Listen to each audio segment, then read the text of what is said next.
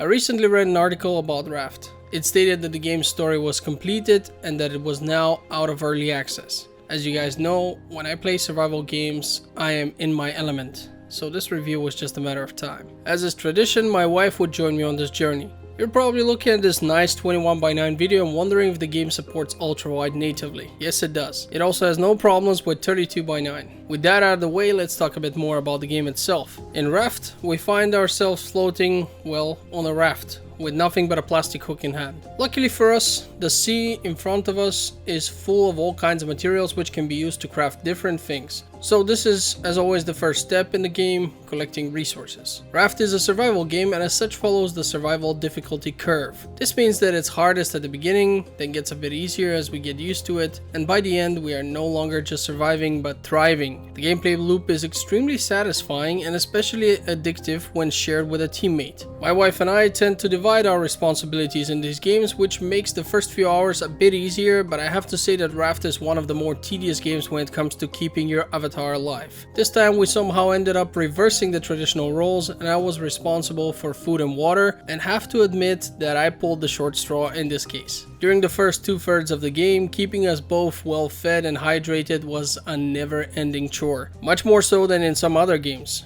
To make things worse, our characters are also accompanied by a very hungry shark which will never tire of trying to kill them. Every few minutes it will also attack the edge of our raft and try to break off a tile. But this will just give you a few minutes of peace before it goes for another round. The shark is relentless and it gets annoying. The good news is that if you keep fighting the shark, it will get more and more injured and ultimately die, which will not only give you an additional few minutes of peace before the next one spawns, but also provide you with pretty nutritious meat. The story of Raft is not very interesting, but people rarely play survival games because of their story. For me, this is one of those genres where expectations are set very low. Essentially, as long as there is some kind of a narrative, I'm okay with it. It just serves as a goalpost, so that I know the game will have a proper conclusion, and luckily in Raft there is one. Being lost in a vast sea is very different from other games. You're restricted to your raft for 90% of the time, so expanding it and making more stuff will be important. But to get new blueprints, you have to first find islands. Luckily the game will teach you early on that there is some land available. As you drift along the sea and enjoy the occasional storm,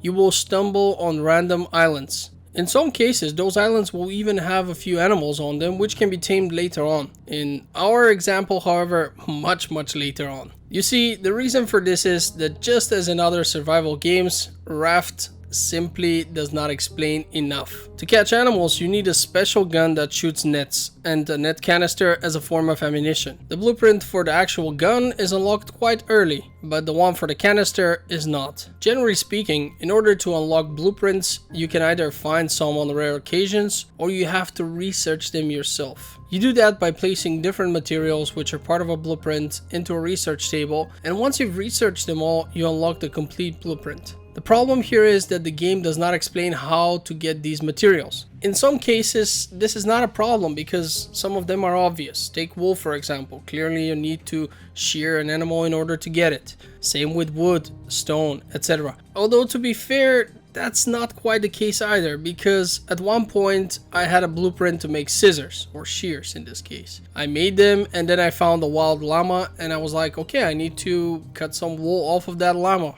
So I went with the scissors, I activated them, nothing happened. So then I think to myself, okay, I gotta kill it and then I'm gonna shear its dead body. So I chase it for half an hour, stabbing it with my wooden spear, and ultimately after a very long time, because this thing's much faster than you, it finally dies. I tried to do it, it doesn't work. Then my initial thought was, well, maybe it's a bug.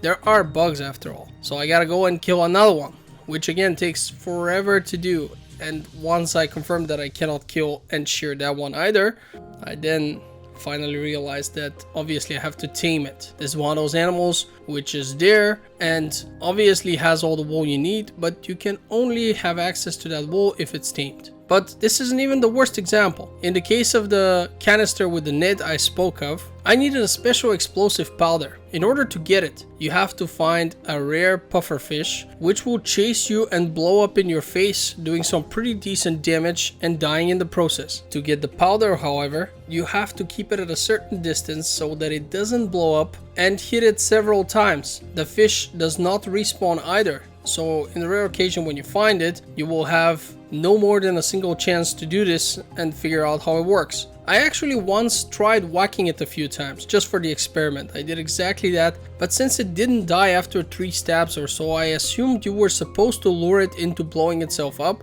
and then the threat was gone. Of course, if you let it explode on its own, you get no loot, so no powder, but nobody tells you that, and I didn't even know that the fish was the one to give you the powder. So I stabbed it 3 times, it didn't die, so I assumed it will probably never die, or it's gonna be like the llama, it will die and won't be useful for anything. So instead of bothering, I just let it blow itself up, moved away, took no damage, continued my work. And since I tried to explore these games with as little external help as possible, at least at the start, I did not read about it until much later, when I was realizing that something's not right. I was convinced, you see, that exploding powder would be acquired later on as the story progresses, since that is how you get most advanced blueprints and materials anyway. With that having been said, the game will let you unlock new characters as you meet them at the story locations. This is a very nice touch, especially for people who wish to replay the game. In addition to that, Raft features several boss fights, but even when it comes to those, the game causes more confusion than it should. You see, the first time you fight a boss, you will easily figure out that it's a puzzle boss. The arena is specific, the boss acts in a way, it's pretty clear that you need to do some stuff and not just hit it until it dies. You're not meant to do damage to it directly. Instead, you have to use the stage and the boss will essentially hurt itself. Makes sense, puzzle boss. This applies to every boss within the game with the exception of one. And to make things more confusing, that boss will do a bunch of weird things during the boss fight, which will make it look like you have to do something else, like it's a puzzle boss like every other one. But nope, it's just a regular one with tons of HP and you're expected to hit it until it dies, but the game will never tell you that. No hints are given. The arena in which you get to fight it also has different items around, there's some chains, there's some other stuff, which could all be parts of a puzzle. So Raft definitely suffers from the sickness from which many other survival games suffer. A very high level of complexity and not enough hints as to what to do. You're essentially expected to turn to the community, figure things out, follow some kinds of tutorials, all that stuff that we've seen in other games. But with Raft it seems unnecessary because unlike games like Conan Exiles, Ark Survival Evolved, where the complexity levels are sky high, this is just not the case here. This is a relatively small game. There aren't that many mechanics. They could have been explained. It's just being lazy at this point. Well, anyway, with that out of the way, let's talk about the game's visuals and the music. Raft's graphics are cartoony, but they fit well and generally look really nice. The music is excellent. The overall presentation of the game is very good. In addition to all that, there are a few biomes which make sure to spice up the experience for the player. Ultimately, it was quite impressive how a game with so little content can end up being so much fun and provide so many hours of good entertainment. In our case, it was around 35 hours, which is not much for a survival game, but the duration felt just right here. At no point did I feel like it was overstaying its welcome or as though it had been rushed. And considering the fact that the game is currently $20 on Steam, I'd say that this is a very decent investment. At the same time, it's important to understand that the story and the lonely nature of the game probably make finding someone to share this experience with absolutely obligatory. Had I been on my own here, I would have gotten annoyed by it all, and especially by the things you have to manage because there's a ton of them. It's overwhelming, honestly. You have to constantly cook, make sure you make fresh water, fight off the constant shark attacks, and explore and do all kinds of other stuff.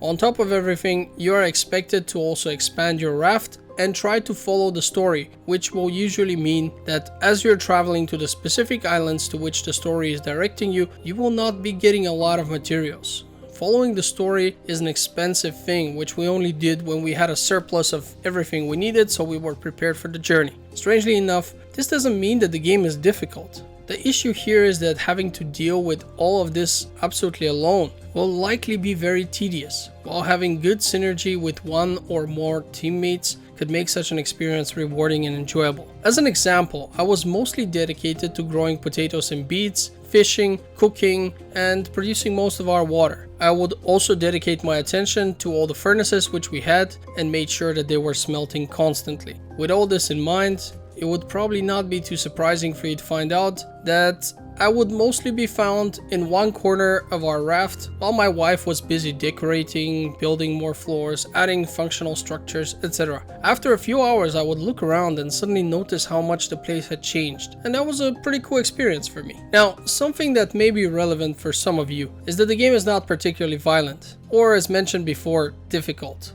So depending on how patient you are, you could probably play this with your children. There's nothing that would stop you, nothing that would be bad for the kids ultimately, except your own lack of patience. Because for children, this would still be a challenging game. At the end of the day, Raft is not amazing, but it was enjoyable, and I describe my experience with it as a positive one. It doesn't even come close to games like The Forest or Conan Exiles, but to be honest, it doesn't have to. Just make sure not to expect something akin to Subnautica. It may resemble it a bit at first glance, but the similarities are very few. Take it for what it is, and you will have a good time playing this somewhat unusual survival game. With that having been said, I want to thank you for watching Game Filter. Hopefully the review gave you some useful information about the game and helped you decide if you should give it a chance. May I recommend some of my other videos about survival games? Perhaps the Conan Exiles one? I personally like that a lot, but the Forest one is good too. Check them out if you're bored. I hope to see you again soon. Until then, have a great day. This is Nino signing out.